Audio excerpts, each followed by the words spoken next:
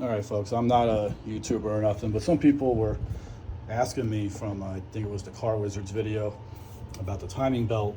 As I just said, I'm doing it on mine, and they were curious about the date and all that.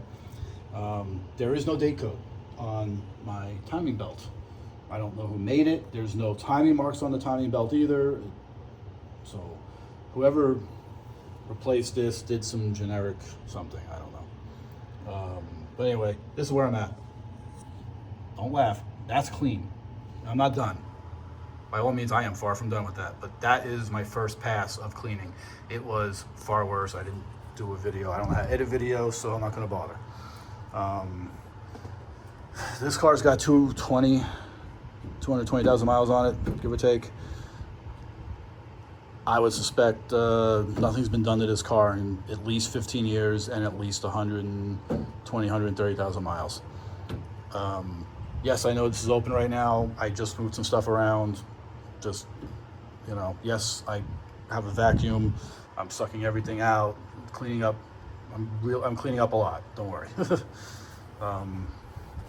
Not my first foray into rebuilding an engine, let alone just basic maintenance, or deep maintenance, I should say. You know, our cam lobes are, you know, yeah, they got wear, but nothing sludge in there. Nothing screams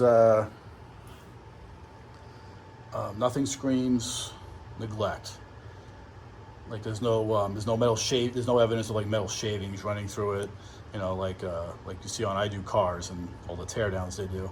You know, this is all getting cleaned. That's why the gaskets are still sitting there. You know, I'm vacuuming and cleaning at the same time. You know, so. You know, the valves are a little dirty in there, but not awful. The EGR, people are always deleting EGR. We have smog here. I'm not messing with it. Don't care. That pipe down there did break on me. I am just gonna cap it or fold it over to eliminate the noise, and the rest of it's fine. It was not clogged. There was air flowing through it. It was not a pinhole either. It was bigger than the pinhole. Everyone's got their own experience with it. I don't know if anyone's cleaned it before or what on this car. I have no records at all. The only thing I can tell you that has ever been done to this car is at some point it has had valve covers replaced. They were not brittle plastic, and someone did not tighten them down very well either. Idiots. That power steering pump is reman. The starter was original. The timing belt, I'm sure, has been replaced. But it doesn't look like it has been, but it has been. But this was filthy as hell. This is a 1996, so it's a UCF20. It ain't the prettiest thing, all right? It's not a branded title. It's clean, you know, it's a clean title. However, it ain't perfect either. This car was basically a spare car, became my son's first car. The starter went, and he is responsible for all the parts related to the starter job. I'm doing the rest on my own because I'm keeping this car after he graduates high school anyway. This is going to be my beater car, so I figured let's do the timing belt now before I got to do half this work again later. The paint on this car absolutely sucks from here up. The rest of it is not bad. Dirty, yes. So I don't really care your opinion on why all this is on the roof, but these are going to be the valve covers. Nothing's being scratched or scrapped on here, but you know what? It is what it is. There's our rotor. There's our cap. You can see how dirty. This is actually partially clean because I wiped it, but yeah. These are the points in here. They're worn, but you know, these are getting cleaned up. These are all getting new gaskets. These fell right out of the fuel rail. Generic vacuum line hose, new hoses, new serpentine belt. That is getting replaced.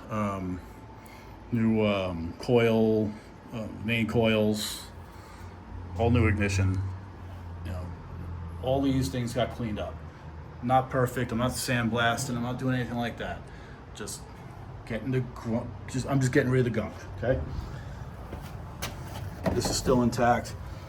This corrosion, I believe, is why the starter was intermittently working. And that's gonna get cleaned up more. Because it would start when it was cold, but it wouldn't start when it was hot. Very weird, but whatever. That's the intake. I already flushed it out. I already cleaned up the EGR. I like the orange stripes.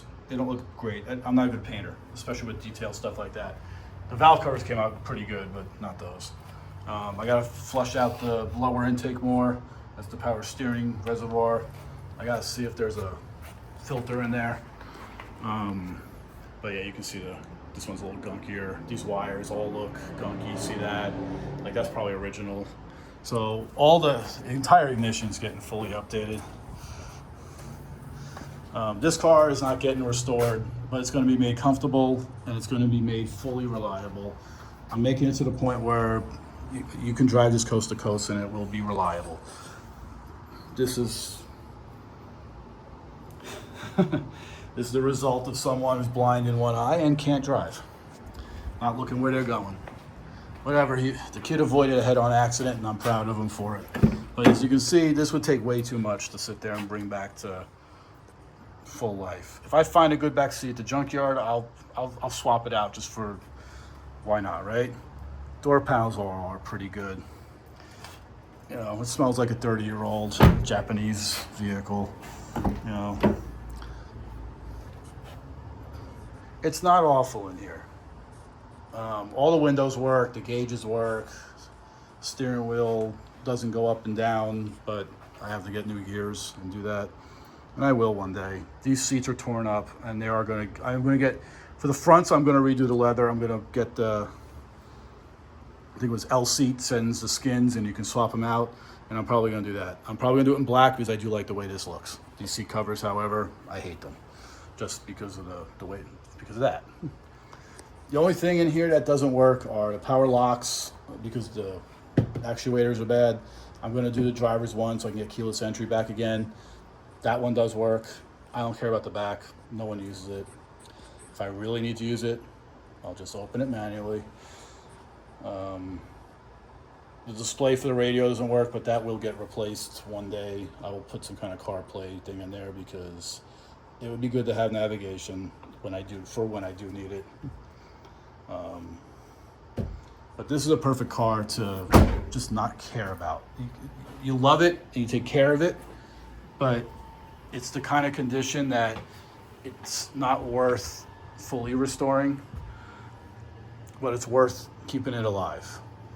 The core of this car, no rust. The engine is smooth. It's you know, the motor mounts are old, but they're not shot. The engine doesn't shake when you try to power brake it or shift it in the gear. This car is as smooth as my Tesla driving down the road. It is that smooth. And that's with worn out suspension, shocks, old springs, which I'm gonna replace one day just to kind of, you know, bring it back to normal life. Like I said, the goal of this car is I should be able to turn the key and drive this thing across the country without having a problem. It'll be maintained at that standard. It just won't look that standard. But again, when you're on the highway, if something hits it, you won't care. That's kind of the point of this car. When I do get a LS400, that one I will make sure is that will be the pretty car. This one will be the opposite, but they'll both be capable of the same thing. One's going to look beautiful, the other one, you know, it's going to be this. The timing belt, I tossed it. Anyway, that timing belt was cracked. It was completely shot. There's no date code. I have no details on it. No history on it. There's not much I can tell you. Yeah, sorry, folks. I'm not a YouTuber. I don't know how to edit videos and all that kind of stuff. And so, give me a second. Let me find that belt. Literally walked right past it with the vacuum. You see a whole collection of plates. Hey, I got something in my garage. Yeah, there's no date code anywhere on this thing.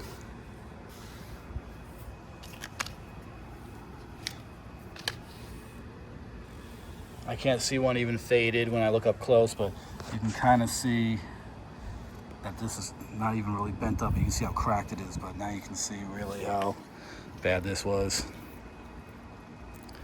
Some areas more than others where I've bent it, but yeah, that thing is, I mean, the edges are all looking pretty good.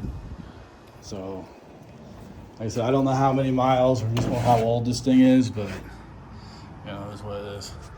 Yes, the ode to the M62, because the best engine ever made, in my opinion, I guess besides this, is a BMW M62 motor. Sorry, I have a long history with M62s. I've had two of them with 300,000 miles on it, so I've rebuilt them, top to bottom, front to back. I love them. They're great engines, but they do require a lot more, how do you put it? They're prissy. These cars are not as prissy. Clearly, you can see how poorly this thing has been maintained, and this thing is worthy of putting all this work into it instead of sending it to a scrapyard, considering the condition is not, it's not complete garbage, but it's not complete, you know, trash either. It's one of those cars that the average person won't put any money into, but everyone's perspective is different. This car ain't gonna die unless it's killed. Not by my hands, though. Anyway, hope you enjoyed whatever, but the people that wanted to know about the timing belt, there's no date code. I have no information for you, sorry.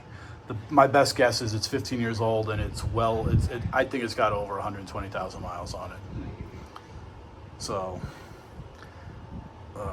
sorry, I wish I had more, wish I had more info to give you, but I don't. All right, bye.